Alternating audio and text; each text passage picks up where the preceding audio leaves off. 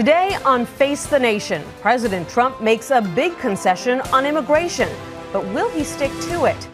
As the president prepares for his first official State of the Union address, he gives Republican leaders what they've been begging for, his proposal to protect young immigrants. But some conservatives think it goes too far. Plus, the New York Times shakes up Washington with a report that Mr. Trump ordered the top White House lawyer to fire special counsel Robert Mueller last summer. Did you fire Robert Mueller? Did you want to fire Robert Mueller? Fake news, folks. Fake news. What's your message today? Typical New York Times fake stories. We'll get reaction to that report and go behind the scenes on immigration with Maine Republican Susan Collins, Vermont Independent Bernie Sanders, and the top liaison between the White House and Capitol Hill, Mark Short. Plus, a pair of House members tell us how they're trying to break the immigration impasse. Texas Republican Will Hurd and California Democrat Pete Aguilar. And Illinois Democrat Tammy Duckworth is going to be the first U.S. senator to give birth while in office. But she's discovered some rules that need changing. So the Senate is behind the times, is what you're saying? The Senate is behind the times, so we're gonna work on that. As always, we'll have plenty of political analysis of the week's news. It's all ahead on Face the Nation. Good morning and welcome to Face the Nation. I'm Nancy Cordes. We've got a lot of ground to cover today, and we begin with the Republican senator from Maine, Susan Collins. She led a bipartisan effort to reopen the government last Monday, and her group of about 25 senators is now working to influence negotiations over a bill to protect children of undocumented immigrants and increase border security. Senator, welcome. Thank you. I want to talk to you all about immigration, but first, I want to get your reaction to the latest news that was first reported in the New York Times that despite months of White House denials, the president actually did express a serious interest at one point in firing special counsel Robert Mueller. I think it's important to understand that the president cannot directly fire Mr. Mueller. The only person who has that authority is the Deputy Attorney General, Rod Rosenstein, and he's the one who appointed Mr. Mueller in the first place. I asked him about that at a hearing last year, and he was adamant that he would resist any White House pressure to fire Mr. Mueller. But doesn't it sound like the president was at least trying to obstruct justice?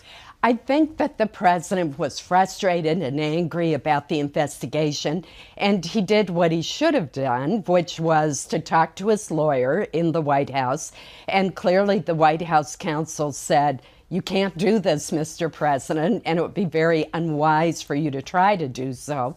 And here it is 7 months later, the White House counsel is still there, and Mr. Mueller is proceeding with a very aggressive and thorough investigation. So there's a big difference between wanting to fire someone and actually going through with it. You have not weighed in yet on these two bipartisan bills that would essentially protect Robert Mueller from an undue firing.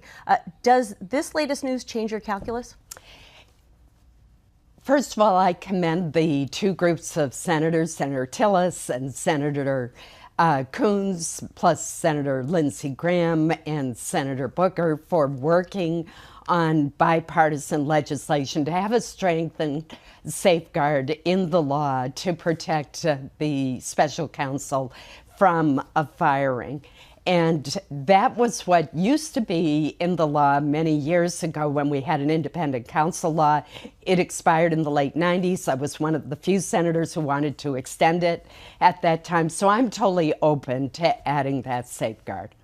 You're on the Senate Intelligence Committee, where a lot of these interviews have taken place so far behind closed doors.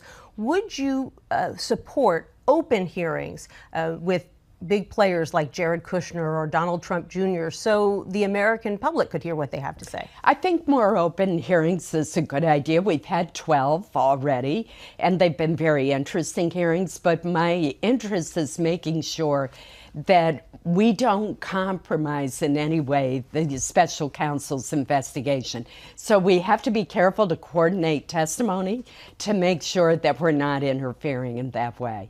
Now to immigration. After weeks of confusion over the president's position on the so-called Dreamers. The White House has now issued a list of what it wants to see in a bill that would provide legal status to that population. And here's the highlights. A path to citizenship for up to 1.8 million young people, $25 billion to pay for a border wall and additional security, an end to family-based migration for all but spouses or children under 18, and an end to the diversity visa lottery. These are some major changes to the immigration system in exchange for protecting this narrow slice of the immigrant population. It's helpful to know what the 4 pillars are that the administration is looking for. Congress has got to work its will, and ultimately we'll see what the president is willing to sign. It seems to me that the 2 important things to tackle right now, and that our group will be making some recommendations to those who have legislative authority on this issue on, is to protect the Dreamers and also to strengthen border security. The other 2 issues are very important issues. They're very complicated issues as well.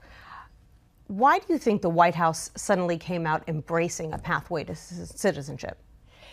I talked directly to the president about this issue, and I found that he was very sympathetic to a case that I told him about of someone in Maine who came to this country at age 4, didn't even know that he was not a citizen until he went to apply for a driver's license, and then his parents told him. And it's pretty compelling when you know that the average Dreamer was brought to this country through no fault of his or her own at age 6. And Right. to say that those young people should be shipped back to a country that they have no memory of, that they don't know, is really a pretty difficult position to take. But do you trust the president to stick with this position? He's already getting a lot of blowback from conservatives who call it amnesty. I give the president credit for putting in writing and saying that this is what he wants to see happen, despite the criticism. Look, there's going to be criticisms from both sides on whatever we come up with. So you've now got 25 Senate moderates all squeezing into your office periodically, and they're hoping to influence this immigration negotiation that's primarily going on now between the number 2s or the whips in the House and Senate, this group of 4. But it seems like those 4 leaders are going to be much more focused on what House Republicans can live with than what Senate moderates can live with. Well, we hope to have an influence on the process, but we don't control the pen. And Senator Durbin and Senator Cornyn are the leads in the Senate. But they've been very open to input, and I think ideas will be funneled to them, and we'll see what they come up with. But if they agree, I have a feeling that that will be a bill that can go all the way to the president's desk, and that's our goal. You're optimistic, right? I now. am. Senator Susan Collins of Maine, thanks so much for being with us. Thank you. Appreciate it. And joining us now, Vermont Independent Senator Bernie Sanders. He is in Burlington, Vermont this morning. Senator Sanders, thank you so much for being with us. My pleasure. I'd like to get your take on the White House immigration proposal, and specifically these dramatic restrictions to family-based migration and the end of the visa lottery. Can you live with these changes in exchange for protecting the DACA population? Well, I have concerns about aspects of those proposals, serious concerns. I think, Nancy, that the focus right now has got to be to do what the American people want us to do. And poll after poll shows that 80% or more of the American people understand that we have got to restore the legal status that Trump took away from 800,000 young dreamers, people who came to this country when they got 2 or 3 years of age, and we cannot let them be put in a position where they're subjected to deportation. So the main focus, to my mind, has got to be to make sure that dreamers have legal status and a path towards citizenship. But the political reality, Senator, the political reality is that Congress is run by Democrats. At some point, do you have to say a bad deal on Dreamers is better than no deal on Dreamers? Well, I think for my mind, and I speak only for myself, where the bad part comes is the idea of a wall, which I thought was a great idea in the 15th century when China built the Great Wall. Not so smart today when we have technology that is much more effective and more cost effective in terms of protecting the border. So I think you're going to see a lot of debate about how much money we should spend on border security. But I would also say, Nancy, that the issue that we're dealing with is not just about DACA. It is about the fact that we're 4 years into a fiscal year. Republicans have still not given us an annual budget. Enormous issues out there, issues like decent funding for the community health center program. 27 million people get their health care through community health centers, not been reauthorized. VA has 30,000 vacancies, veterans not getting the care that they need. Social Security Administration not providing services to the elderly or the disabled. Student debt in this country. We have enormous issues which we have got to address. DACA is one of them, but there are other important issues as well. And Senator, obviously, I said Congress is run by Democrats. We both know it's run by Republicans. I knew that, Nancy. You're painfully aware of that. Speaking of fiscal responsibility, though, what do you think your party got out of that 3-day shutdown? Was it a good strategy? Yes, I think from a moral perspective, it was the right thing to do. And that is to say to these 800,000 young people, we are not going to allow them to be subjected to deportation. As Senator Collins just said, many of them came to this country when they were 2 or 3 years of age.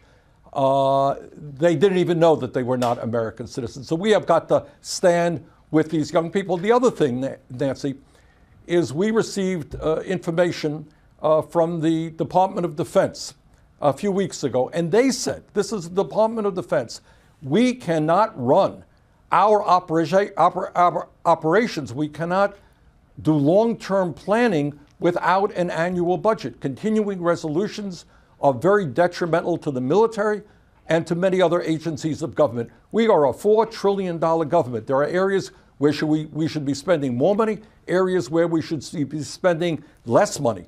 But you cannot simply spend in every division of the government the same amount as you spent last year. It's a terrible, terrible and inefficient way to run a government. Senator, the president is giving his first State of the Union address this week, and polls show that his biggest achievement so far, the tax cuts, are now gaining in popularity as some of these big companies hand out $1,000 bonuses. Are you glad that these people have more money in their pockets? Are we having a technical issue here? Senator, can you hear me? All right, it appears that we have lost our audio connection with Senator Sanders. We'll take a commercial break and we'll be right back. And we're back with Senator Sanders. Glad we got that connection reestablished. Senator, I was asking you about the president's State of the Union and the fact that his biggest achievement so far, the tax cuts, are gaining in popularity as some of these big companies hand out $1,000 bonuses. Do you think that the public should be pleased that workers are getting another $1,000 in their pockets? Well, sure. Everybody should be pleased when any worker gets a raise, but what we should also understand that tax proposal will add $1.4 trillion to the deficit, and at the end of 10 years, 84% of the tax benefits will go to the top 1%. Nancy, at a time of massive income and wealth inequality, billionaires and large multinational corporations do not need tax breaks. It is the middle class and working families of this country who do. Senator, you met last weekend with all of your top advisors, and one of the main things that you discussed was a possible repeat bid for president in 2020. So is there any big news you'd like to break here on Face the Nation? I'm sorry, there is no big news. You know, I talk to my co-workers, political advisors every other week, every week. We do it by telephone. Occasionally we get together. So I'm afraid to say it was not a big deal, but it sounds like it's something of a big deal. Your own son, Levi, tweeted, "Bernard is seriously contemplating a run in 2020, and I don't mean a jog." Well, I love my son very much, but he is not aware of all of the things we're doing. Really, right now, what our focus is on 2018, is to doing everything that we can to see that the Democrats regain control of the Senate and the House and some governance chairs as well. If you were to run again, what would you do differently? I don't want to speculate about 2020. You know, Nancy, the American people are deeply concerned about the decline of the American middle class. We're the only major country on earth not to guarantee health care to all people. Everything being equal, our kids are going to have a lower standard of living than we do. We need to make public colleges and universities tuition free. What we need to do as a nation, whether I run or no matter who runs, is revitalize American democracy and create a government that actually works for working people and not just for billionaire campaign contributors. So there are enormous problems facing this country. Whoever runs for president has got to focus on the needs of workers, be prepared to stand up to the 1%, and create an economy that in the wealthiest nation in the history of the world addresses the issues of poverty and healthcare and education. Well, we'll stay tuned for your decision. Senator Bernie Sanders of Vermont, thank you so much for joining us this morning. Thank you very much. And we're joined now by the authors of the only bipartisan Dreamer proposal in the House. Congressman Will Hurd is a Republican from Texas, and Pete Aguilar is a Democrat from California. Welcome to you both. Thanks for having us on. Gentlemen, I want to talk about your plan in a moment, but first, is the president's proposal a step forward, and in what ways is it a step back? Well, I think I appreciate the president putting this plan forward and narrowing what he would like to see in a bipartisan solution to this issue of Dreamers and DACA and also border security. I still believe that a narrow bill is most important and the thing that we can get through our Congress, both houses, and the House and the Senate, because the more things you add, you start creating coalitions of opposition. And so let's keep this narrow, let's get it done in the next couple of days and go on to the next issue. White House proposal is definitely not narrow.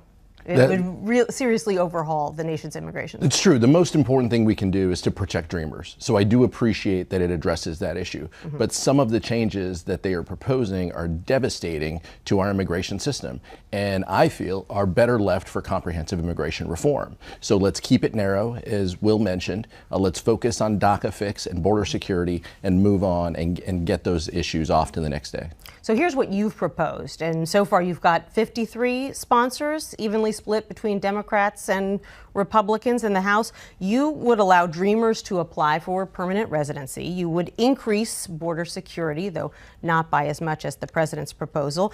You would not give the parents of Dreamers legal status. Essentially, this is a bill that is much more focused on the DACA population rather than being a conservative immigration wish list. Well, I'd start with, this is strong border security. This is not an appropriations bill, because we've always said that let's deal with the authorization, let's deal with how we secure our border. It's 2018 and we have not gotten operational control of our border. I have more border than any other member of Congress, 820 miles of it.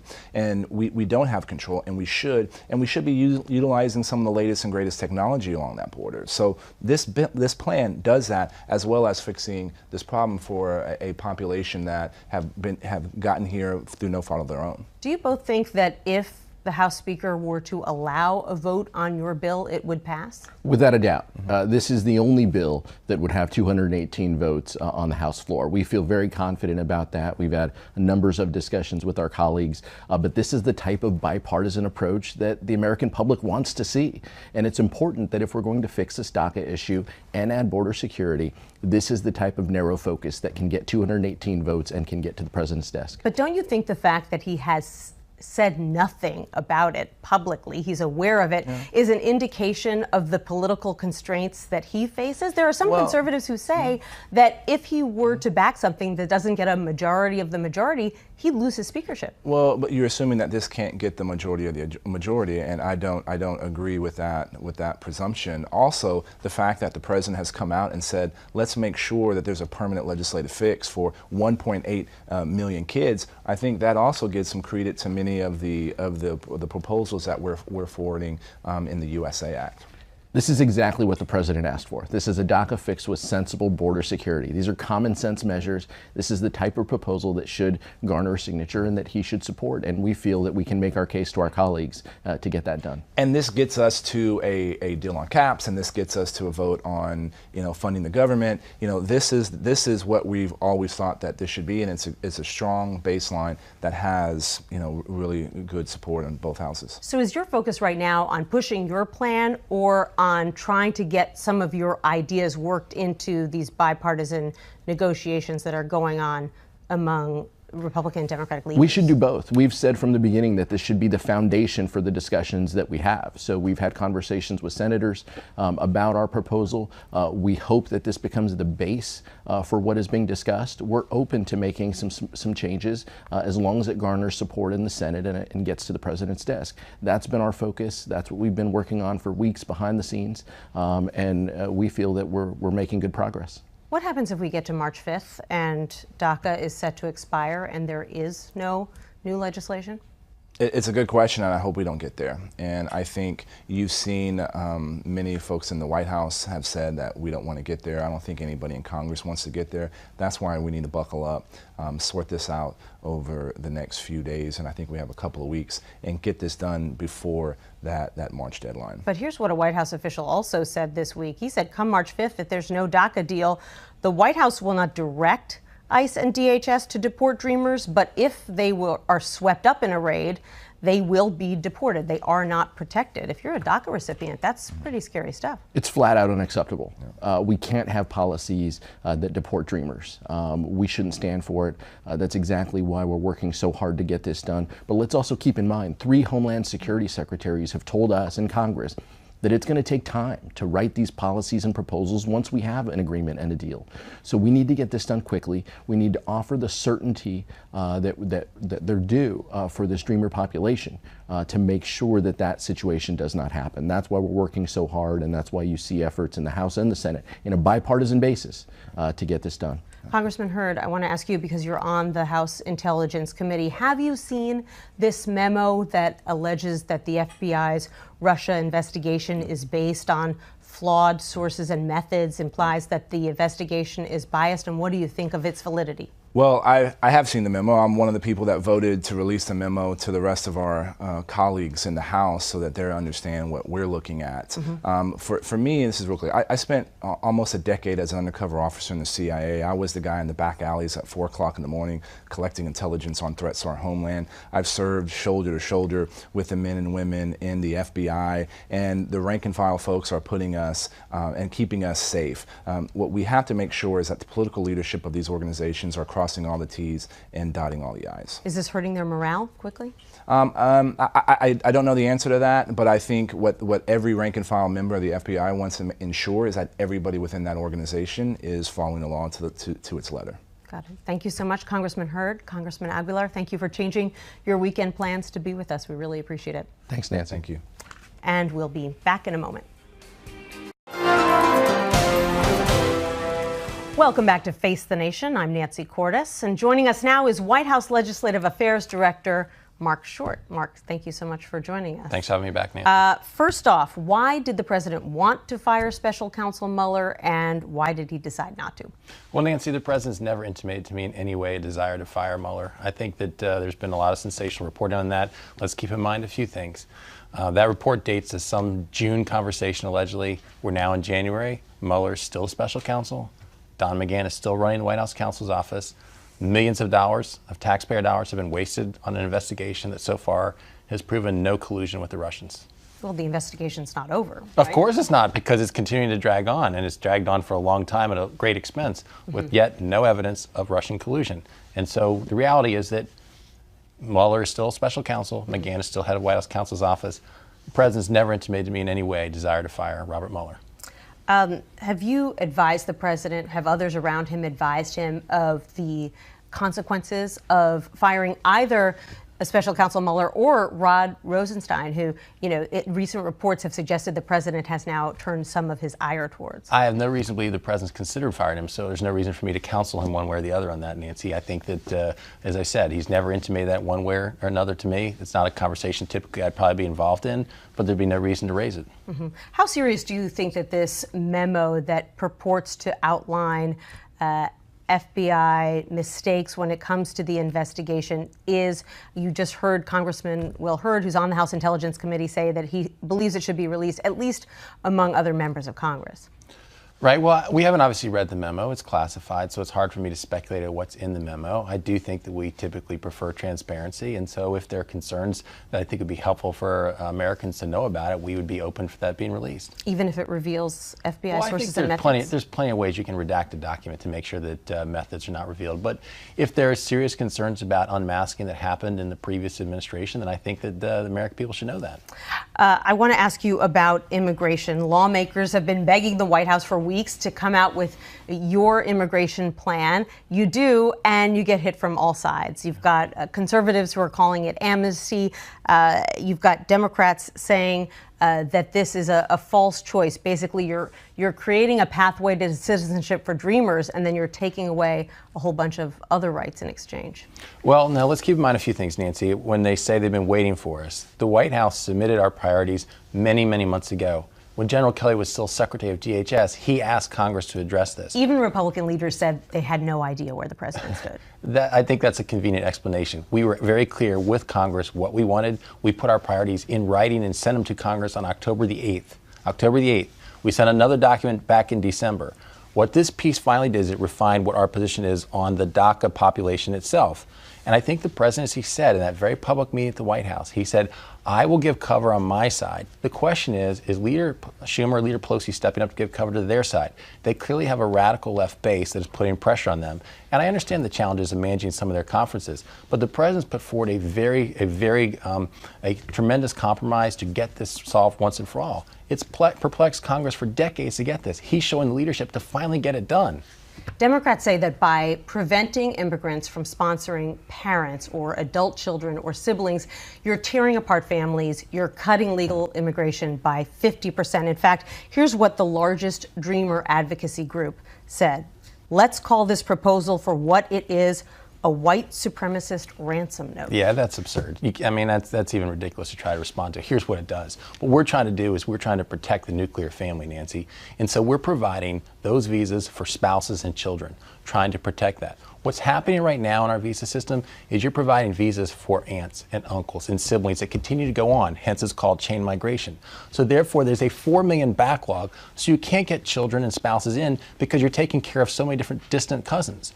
What our proposal does actually is it protects a nuclear family and focuses on them as opposed to extended relatives that are continuing to get into the country and get priority over children and spouses. But doesn't that belong in a comprehensive immigration negotiation? This is a much more narrow plan that is related to this specific population, young people who were brought to the country illegally. Congress will always have a reason to do something later as opposed to fixing a problem today. This president is trying to solve a problem that has been perplexing our country for decades. He's offered a very rational compromise to get it done. This was born out of many conversations with Democrats alike and Republicans to get to this point. It's actually will help us get it done and protect us so we don't have this problem several years from now. If you just do border security and DACA, all you're going to do is create an incentive for more people to try to flood the border because they're going to say, I'll get citizenship in the future too. You need to fix it all. There's lots of things we're not doing. We put aside a lot of our interior enforcement requests to say, let's keep this more focused. This is a very focused, rational proposal.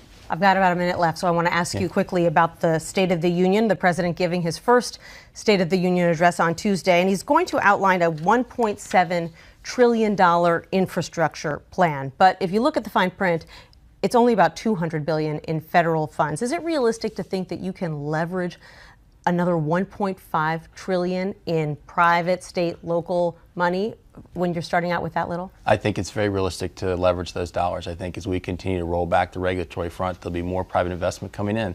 There are a lot of people who said the president couldn't create 2 million jobs in the first year, who said we wouldn't see unemployment at a 17-year low, who said we wouldn't see GDP at 3%, who also said that after the tax relief package in 1 month, 3.1 million Americans, 3.1 million workers have either received a pay increase or a bonus. The president's making an enormous impact on our economy. It's turning this country around. I wouldn't bet against him on the infrastructure plan either. Something tells me the economy is going to be a big focus of his speech on Tuesday night. White House Legislative Affairs Director Mark Short, thanks so much for being with us. Thanks for having me, Nancy. Appreciate it. And we'll be right back with our political panel. Don't go away.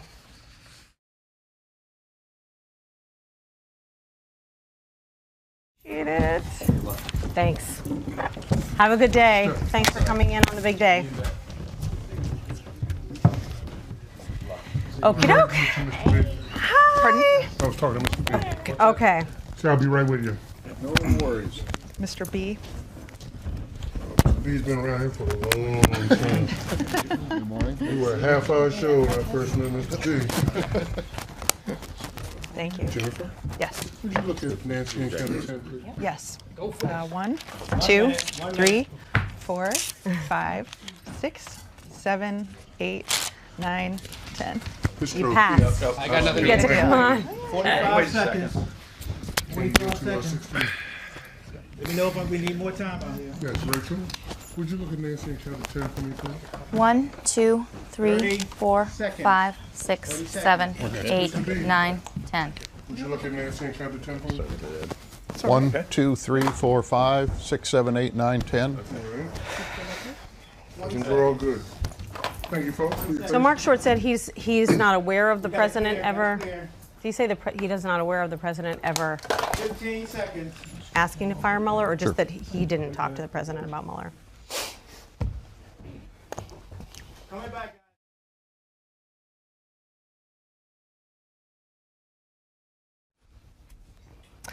To help us make sense of this week's political news, we're joined now by Bloomberg White House reporter Jennifer Jacobs. Dan Balls is the chief correspondent at The Washington Post. Rachel Bade covers Congress for Politico, and Ed O'Keefe is a congressional reporter for The Washington Post, and he's also a CBS News contributor. Thanks, everyone, for joining me today. Jennifer, I want to start with you. You just heard Mark Short say that as far as he knows, the president has not expressed a serious interest or expressed an order to fire the White House special counsel. Is that true? If you ask different White House aides, you hear different recollections. I've talked to at least a dozen White House officials about this, and some of them sincerely say, I don't remember the president ever saying anything like that. In fact, they say definitively he never ordered Don McGahn, the White House counsel, to fire Mueller. Apparently, this was a conversation with a very small, tight group.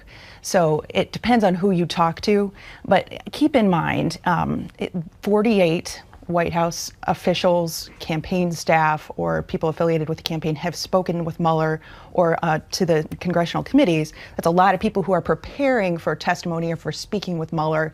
There's a particular group that share a lawyer. That's 3 people. That's Steve Bannon, Reince Priebus, and Don McGahn share a lawyer. So they theoretically could be talking about their recollections back at the time, and this piece of history could have come up in one of those recollections. I've also heard from one person that there's some tension between Don McGahn and another White House lawyer, Ty Cobb, and that's where this could be coming from. So there's a lot of different theories, but depending on who you ask, some of them will sincerely say they have no recollection of this happening. Others say, yeah, but it was just to a tight audience. Dan, even Republicans this week were not surprised to hear that the president mulled over the possibility of firing Mueller. After all, he's tweeted that this investigation is a witch hunt 22 times. Yes, that's right. And I think that the reporting that has been done on this has been pretty clear. I mean, the story was broken by the New York Times. It was quickly confirmed by many other organizations, ours among them. I think that there's little doubt that this happened. And in some ways, there's not a surprise that it happened. I mean, there are a series of things that the president has said and done over the course of many months to indicate his distaste for this investigation and his desire in one way or another to get in the way of it. Now, what that adds up to is going to be left to the special counsel to make a declaration, and then people can draw further conclusions from that. But we know that he is unhappy with this investigation. Ed, Senate aides tell me they're now working very quickly to try to combine these 2 bills that are out there that would basically protect the special counsel from firing. Does this incident give that legislation more momentum? Conceivably, because here we are talking about it after months of not talking about it. It's 2 different plans that essentially permit judicial review in the event that special counsel would be fired. What's notable is that there are Republicans involved in this, because over the summer when this became an issue, they got concerned and understood that this could become a thing. The problem is, we've seen this morning and we've seen in recent days, Republican leaders say, we don't see a need necessarily to bring up this legislation right now. That said, can recall talking especially to Democratic aides in the last few months who've said, if this had happened, or if it happens, in the midst of all the ongoing negotiations over the budget and immigration and the threats of shutdown, the Democrats would conceivably put a halt to it all and force the issue by either having that legislation attached to the bill or at least saying, we're not doing anything until you address this. But this isn't necessarily that, because it happened so many months ago and there's evidence that people stood in the way of it. It's if he tries again that you may see a grind to a halt on the Hill. They're saying this is a red line. Rachel, at the same time, you've got House Republicans trying to give the president a little bit of cover and pushing this notion that the very foundations of this FBI investigation are flawed, are biased. Are they winning hearts and minds on that argument? They're certainly winning over a lot of the Republican base. I think I saw a poll this week that said 75% of Republicans think that the Russia investigation is just to undermine the credibility of the president. Going back to this, I think Republican leaders are not necessarily going to put legislation on the floor to protect Mueller, and that's because this reporting, you know, it happened 7 months ago, and they also note that he ultimately didn't do it. And as Susan Collins mentioned in your interview this morning, he doesn't have the ability to do that. That's Rod Rosenstein, who is clearly at the DOJ and is still in his position and has said he is going to allow Mueller to do his job. At the same time, you see Republicans sort of holding up right now these text messages between two FBI officials they think had anti-Trump sentiments. One of them expressing how he or she did not want to probe Hillary Clinton very hard because they were worried she would win the presidency and she would be their future boss. So yes, they are trying to go after the FBI. I think Republicans are winning over their base on this, but most Americans still, of course, support Mueller. And Dan, Rachel raises a good point. I mean, if the president wanted to fire Mueller, but at the end of the day didn't go through with it, does it matter?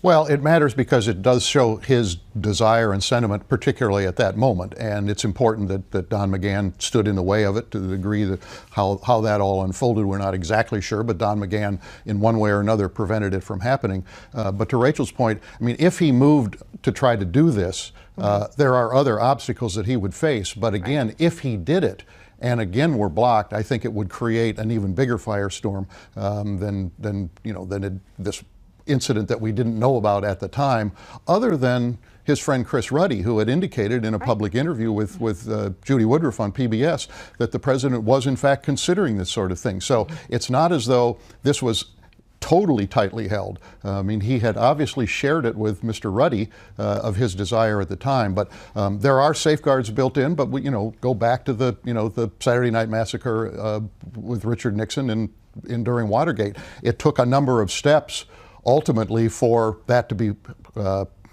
executed, but it could be the same kind of thing we would have this time. I want to turn to immigration and Ed, ask you, now that the White House has finally laid out its stance, notwithstanding Mark Short saying it's actually been out there for months, does it give conservatives cover to support a Dreamer bill that they know is going to anger a significant segment of their base? If the changes in family-based legal migration are part of the final package, and if they get the 25 to 30 billion in border security, yeah. But if not, they'll stand against it. I think what this plan from the White House, which is formally being released on Monday, shows now is that the debate over whether or not to legalize or provide legal protections to people who are protected by DACA is basically over. It's just an issue of how many. But with the president going all the way to 1.8 million, that basically settles it. The fact that Chuck Schumer went to the White House a little more than a week ago, sat with the president and basically agreed on $25 billion in border funding, means that that's over. Democrats have now flashed that card and said, if that's the price to pay, so be it. There will be some who don't like it, but he basically put them there. So the question is, are those other issues regarding family-based migration, changes to what's called the diversity lottery included? And that, I think, now is where the fight will be, because this is an issue of, can a DACA recipient's parents stay here legally? Can they bring a brother and sister? Could their spouse also get it if they're old enough and they're married? And those are emotional fights now over the size and scope of one's family once they get their legal status. Right. It's going to be a painful piece of the debate. It's why you're seeing some say, let's have a narrow debate over DACA and border security. That's Congress for, let's have an easier fight over border security and DACA, which we seem to basically have agreement on. Jennifer, why did the White House suddenly come out in favor of a pathway to citizenship? Well, they have been privately signaling that they would be willing to give the Dreamers a pathway to citizenship. The concession that they made here was going from the $690,000 to the $1.8 million. That is a change. Like Mark said, they've been saying that for a while, that they would allow the path to citizenship. They just didn't want them to show their cards on how many. But I was told by one Trump insider that this would help them with, for example, Republican college-aged women. A lot of things come down to, you know, the electorate and how things turn out in the vote. They also don't want to appear too nativist. That's another reason. But also, speaking of the vote, one thing to keep in mind is that these Dreamers wouldn't be able to vote themselves until about 2028, long after Trump is gone. Right. This is a long pathway to citizenship. Rachel, you wrote this week about the fact that Speaker Ryan is essentially a centrist on this issue, but he's also afraid to cross conservatives. Yeah, the immigration debate is not just about the future of Dreamers, it's about the future of a speaker. Paul Ryan has said many times that he is sympathetic to the Dreamers. He doesn't think they should be deported. They came here as young minors, only know the United States as home. However, he governs a very conservative House Republican conference, who, by the way, do not support a pathway to citizenship for this population. And they made him promise when he became speaker that he would never put an immigration bill on the floor that does not get a majority of the majority. However, what we're talking about in the Senate right now probably would not get a majority of the majority. The one anecdote I would say anecdote for this toxic concoction for the speaker is President Trump. If he embraces a bipartisan solution, maybe it protects Ryan. Rachel, that's the last word. Thank you so much, Rachel, Ed, Dan, Jennifer. Appreciate you being with us today. And we'll be back with our conversation with Illinois Democrat Tammy Duckworth, who is expecting to break a big barrier in the Senate.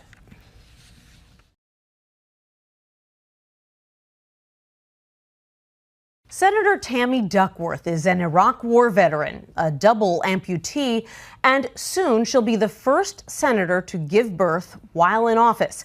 The Illinois Democrat announced this week that she is expecting a second baby girl in April, a few weeks after her 50th birthday.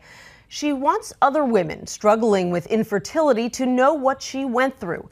10 years of trying to conceive her first child and a miscarriage, this time while campaigning for the Senate.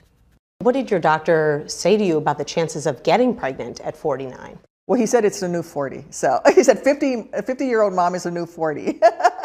And I have the most wonderful fertility doctor, and he helped me with Abigail, and he just said, if you're willing to go through the process with me step by step, it will seem like it takes a long time, but we want to do this right. And he was right, and I just had to be patient and go through that. It's kind of like being a mom. You have no control. I remember that feeling when I had one. I felt like a super mom. And then once you have the second one, all those illusions are shattered.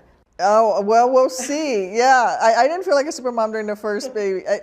I decided to run for the United States Senate when I was on maternity leave, which was a leap of faith to do that. So I was a congresswoman. I was trying to breastfeed, travel, campaign, do my job as a United States congresswoman. And it was really, really tough. There were a lot of tears and a lot of, why am I doing this? And I just want to be home with my daughter.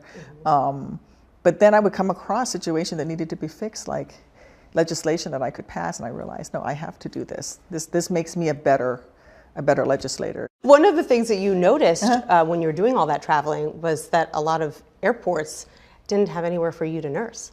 No, and I would go into airports and I said, well, it's the handicapped stall in the public toilet. And I said, that's disgusting. You wouldn't eat a sandwich there. Why would you think that I should nurse my baby there or pump breast milk there? That's wrong. It was humiliating. So I tried to pass some legislation on it. And it's out of committee, mandatory nursing rooms for moms at airports, and hopefully we'll get an FAA bill and it'll become law. Did you dream about going into politics before all of this happened? Oh my Lord, never. Duckworth was a helicopter pilot in the National Guard. Her call sign, Mad Dog. Shortly after she deployed to Iraq in 2004, her Black Hawk was hit by a rocket-propelled grenade. As she was recovering, she got a surprise invitation 13 years ago this week. It was Senator Durbin who found me in the hospital. He invited all Illinois servicemen and women at Walter Reed, all wounded warriors, to go to the State of the Union. And I was one of two who was well enough to go. It was my first trip out of the hospital. It was very emotional to go into that gallery and look down and see this democracy that I just sacrificed for. It was overwhelming. I mean, it still gets to me, that feeling. And I was missionless. I was missionless. I was a helicopter pilot with no legs, and I was trying to find a way to serve my country. And we were having issues at Walter Reed, and I just became an advocate for my buddies because I happened to be the highest ranking amputee patient. And so I met Senator Durbin that night, and he made the mistake of giving me his personal phone number. And I just started calling him. I didn't know any better. And after about 10 months of this, he called me up and he said, "You need to run for Congress." And that's how I got into this. It's crazy. And now you're standing on the floor of the Senate and taking on the president on military issues. I have a message for Cadet Bone Spurs. If you cared about our military, you'd stop baiting Kim Jong-un into a war that could put 85,000 American troops and millions of innocent civilians in danger. You called him a 5 deferment draft dodger. 4 for school and 1 for medical reasons that he can't even remember what foot the bone spur was in. I can still feel the hangnail on my right foot, and it's missing. And we have a guy who says that he had a bone spur that kept him out of Vietnam, but doesn't remember where it was. Do you think that disqualifies him from being commander-in-chief or making decisions about the military? No, I think he was elected rightfully to be president of the United States, but I don't think that he has the right to question other people's support for our military, especially those of us who have served. Duckworth is the first disabled woman in the Senate and the first member of Congress of Thai descent. That's a lot of firsts. Yeah. How does that feel? Unintentional. Well, the whole being the first sitting senator to give birth, I think, is ridiculous. It's 2018. We need more female senators. We are only 22 of us. I've been a little overwhelmed by how landmark it is when it shouldn't be. It's a 21st century. But even someone used to breaking barriers runs into obstacles now and then. I was the 10th one in the House, so there was policy in the House, but there's no policy in the Senate. I have to figure that out. She recently discovered that children are still prohibited on the Senate floor, which complicates her plans for maternity leave. I'm going to take the time that I need with my daughter, but in the middle of all that, there might be days when I have to, we have a lot of close votes right now that I need to come in and not let the people of Illinois down. Right. But then what do I do with my baby? So the Senate is behind the times, is what you're saying? The Senate is behind the times, so we're gonna work on that. And we'll be back in a moment.